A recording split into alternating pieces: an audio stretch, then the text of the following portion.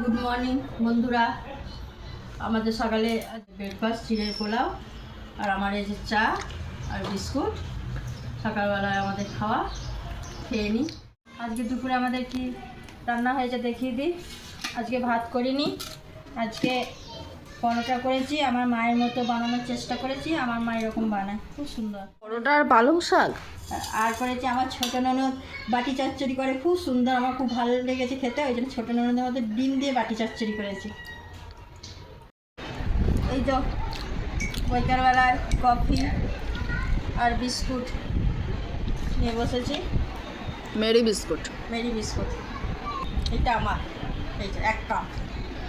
মায়ের যা কিছু খেতে হবে সব 1 কাপ করে খেতে হবে। এটা আমার বাবু, 1 কাপের কম। তোমরাও বলো না যেন মা মেয়ের সমানই আছে।